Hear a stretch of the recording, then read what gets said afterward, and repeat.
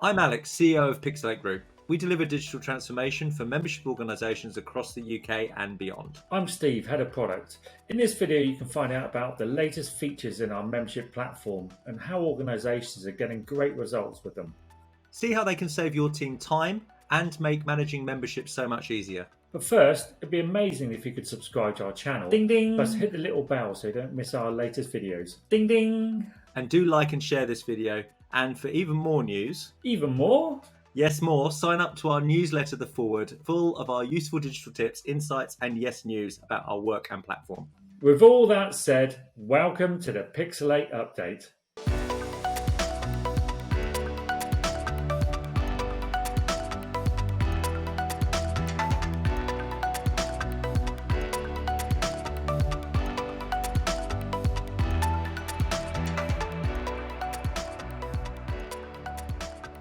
What's new since last time, Alex? Previously, we mentioned that we had 3 nominations in the AAE Awards, and we've got some great news. The Association Awards UK, we won Best Online Conference for the Microscience Microscopy Congress 2021. Best Digital Transformation for the ACB, that's the Association for Clinical Biochemistry and Laboratory Medicine. And the AAE European and International Award for Best Digital Transformation for the Institute of Materials, Minerals and Mining, or we know them as IOM3. Also, we have fantastic news. We've hit a real milestone for our Ready membership product. We welcome our 50th client. And we've also had around 10 launches since our last video, which includes the Society for Experimental Biology, SEB, as well as the Chartered Institute of Ergonomics and Human Factors, which is our first client to use the integration with our integration with the D2L Brightspace platform. And Steve, you can tell us a little bit more about that, can't you? Indeed. So yes, we talked a lot about it in previous broadcasts about how the integration is going to work. So it's really good to see all this work finally gone live. And what this allows you then to do is to host a lot of materials that they had previously on the Brightspace platform, and then allow members to access these. And it's a bit of a some materials are kind of free for everyone to access, some only available for certain membership levels and things like that. And one of the cool things as well is how it then integrates into our shop platform. So so what you can do in addition to getting the kind of the courses you get as part of your membership, members can then go and purchase additional courses via the online shop. And what happens is when the member goes in, buys packages of courses, once they've completed their payment process, it then gives them immediate access to those materials, and then they can go and then start that learning process. So it's really nice to see how that's taken shape already and how users are starting to use that platform. So obviously great to see that go live, and some really nice foundation work with the shop as well, extending out different fulfillment types. Obviously booking on a course being one, but I know that some of the work that the team have done there is going to be really useful for some of the other custom work that we've got coming up. One other highlight for me really over the past few months is also the work that we've been doing for DESA, and I believe that the number of additional multilingual sites have gone live for them. Steve, can you tell us a little bit more about that?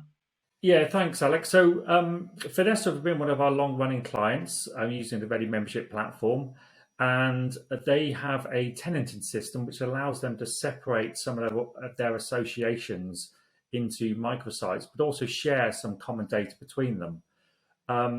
What they've recently started to do now is use our multilingual capability to roll out microsites in different languages, and also then allow things like kind of renewals and memberships to be taken in different currencies and different languages and different payment types and things like that. So that's really, really nice to see their site being built out. And we've actually got an interview with Rene, who's the CEO of Fidessa, which is going to come very, very soon. So do watch out for that one.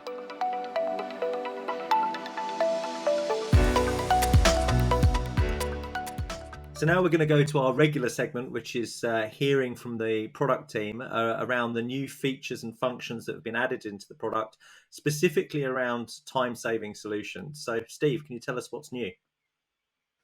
Sure, thanks, Alex. So we've had cancellations and refunds as part of Eventfolio for quite a number of years now. But what we've now done is roll a kind of an integrated solution right across Ready Membership as a whole. So now you can go into orders and invoices, you can cancel them, you can refund part of it. That integrates into your Zero platform, creates kind of credit notes and stuff like that. But one of the really cool features about this is that when you do then apply a refund, say if the member originally paid for it on Stripe or Sage Pay, things like that, we'll then attempt to do a automatic refund on that original card. So that saves an awful lot of kind of to and fro with the member to find out how you want to refund that money. So that's a really nice little feature which we're currently working our way through and should be available very, very soon. So it's nice to hear that we've sort of wrapped up those sort of various options around refunds and brought that together in a bit more of an elegant package. What else is there? We've done a lot of more work on the submissions platform. Previously, again, we talked about how we're going to be using submissions for things like abstracts for event planning, and also for how organizations can use it for people who've submitted for grants. We've now completed the work now on our abstract. So as an end-to-end piece, you can now kind of ask people to submit their ideas for abstract talks. Those can go through an approval process using submissions. And then you can actually now plan that work in then into your Eventfolio event as kind of sub-sessions as part of your event plan. So as a really kind of elegant end-to-end piece, that's really nice to see that gone live now. As another piece of use of submissions, we're also using it for CBA, the Council of British Archaeology, as part of their kind of annual festival, which brings together thousands of events under one roof. So this allows third parties now to submit their events as part of this festival. And again, very similar to abstracts and grants, that can go through an approval process. And then once it's been approved, that then publishes onto their main live website into a specific kind of event area, which then allows members to go in and find events in their area and to then follow through and kind of attend those events. So again, really nice to see that taking shape and going live. What we've also done now is, as well as part of that festival, is that we're using submissions to solve a number of kind of issues that clients have, especially around kind of submission of kind of third-party content. So our resource library is often used for things like news articles and links and other documents that quite often that comes from other members or other associations and companies that they work with. And previously, what that would have to be done, that would have to be submitted directly to the organisation, and they would kind of refactor some of that work, put it up onto the live site, which obviously takes quite a lot of time. Now, using the submissions, third parties can gain access to those things, submit their own resources, their news articles. Those still go through that process of approval. And those can then get published onto the site.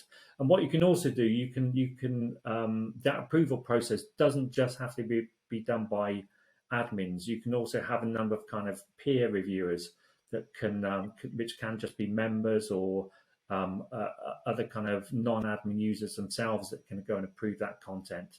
So it's a really good way of solving that kind of that potential bottleneck where admins have had to do that in the past.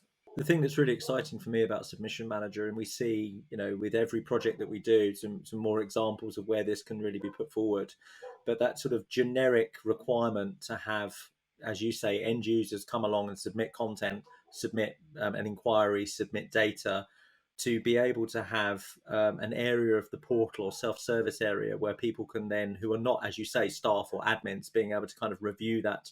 It has such a multitude of different uses across many different organizations, from chartership review by fellow members, through to committee reviews, through to sort of trade associations wanting to submit case studies. And there are lots and lots of really exciting opportunities for this. So I think it's great to see some more examples, and I know already from what I've seen that there's going to be a few more coming in the next couple of months as well. One more example of how we can use submissions is things like submitting jobs for a jobs board. So we have a jobs extension, and one thing a lot of a number of clients have asked for is how third parties can actually submit their own job.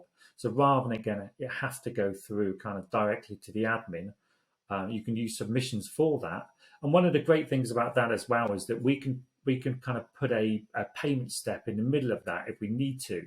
So we can then charge those job submitters in order to post their job. Again, goes through an approval process and then live on the site and directly into our jobs extension. So we've got a couple of clients now who are very, very interested in that particular solution.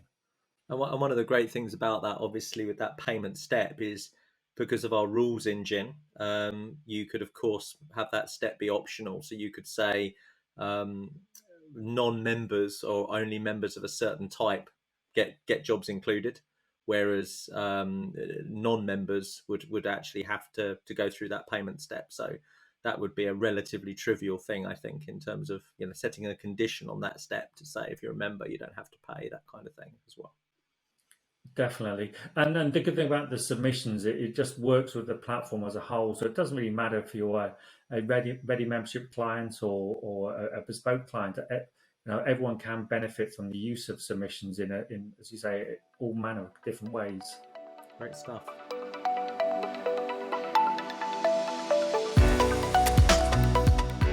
So Steve, what else is coming up from the product team? Well, we're just finishing off the work on the contact merging that's going to be now kind of out the box in our CRM. So this is pretty fully featured. So what it's going to do is auto detect potential mergers and display those as you're kind of navigating around the admin site. And then once you've finally picked a couple of contacts that you do want to merge, it will then walk you through that process. Now, what it doesn't do is just merge the basic details of the contact, but obviously there can be quite a long history of activity, events people have attended, and all sorts of manner of data which is held within Ready Membership and CRM. So what it will do then is attempt to merge all of that information as well together. So it'll make a good attempt at suggesting what it believes to be the most perfect merged record, but then you can go in there and fine tune that as well yourself. And then when you walk through that, it then merges the two together.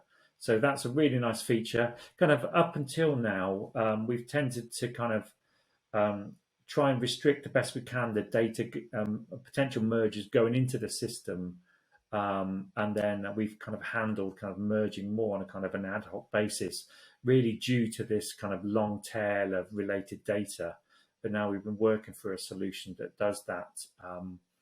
Internally, it's just going for a bit of kind of UX polishing, and it will be available in the next release of CRM.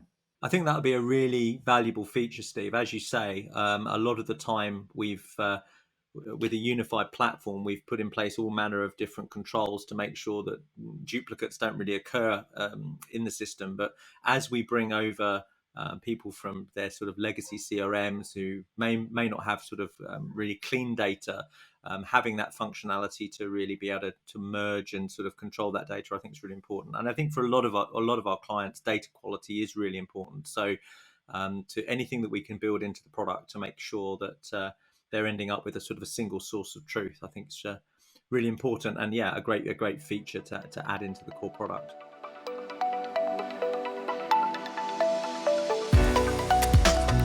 That's all for this time, but just a heads up that we will be attending MemberWise's Digital Excellence Conference on Thursday the 26th of May. Come along and see demos of Ready Membership and our other products, and of course meet the team. Don't forget you can keep in touch with our newsletter The Forward. Sign up today.